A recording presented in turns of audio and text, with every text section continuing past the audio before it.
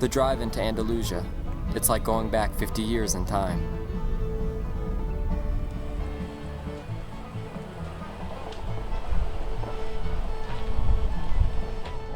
For fans of Flannery O'Connor, this place provides a personal experience into her life, the place where she lived, and a source of motivation for her works.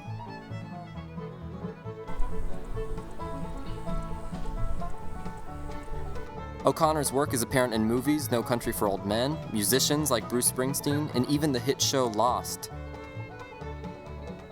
Without Andalusia, would Flannery O'Connor have been the same author as we know her today?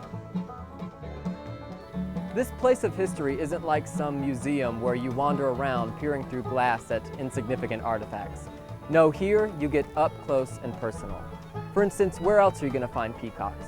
Now, these creatures may seem shy, however, they often provided a great source of joy for O'Connor, who grew very attached to them. And in fact, in her day, there were dozens of peafowls who roamed the area, which could have caused quite the racket.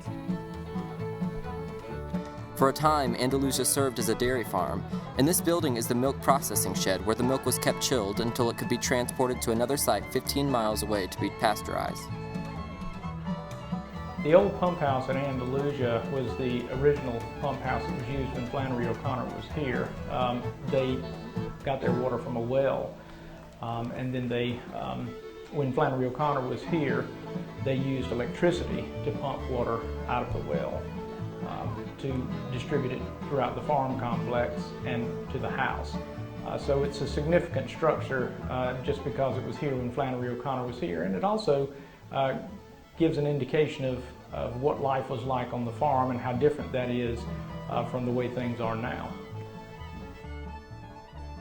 The main house is the centerpiece of it all. Here you could walk around Flannery O'Connor's house and see the exact environment she lived in while writing. There's plenty of history to be found within these walls. The house was originally built in 1850, but restoration efforts have been going on this house and other parts of the estate. Then it's probably what Flannery felt a lot of the years that she was living here, was that the house was too small. Even when it was simply a matter of her and her mother trying to stay out of each other's way, they couldn't quite do it. With all of the history here, it'd be easy to overlook what's happening at Andalusia right now. From concerts to tours to restorations of important places, there's always something happening at Andalusia.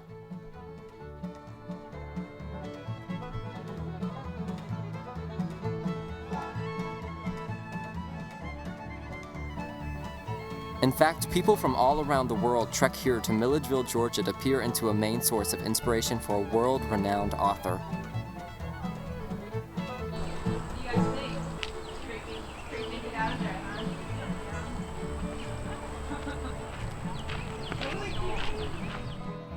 What one should take from a visit to this farm where she led this kind of restricted but very intense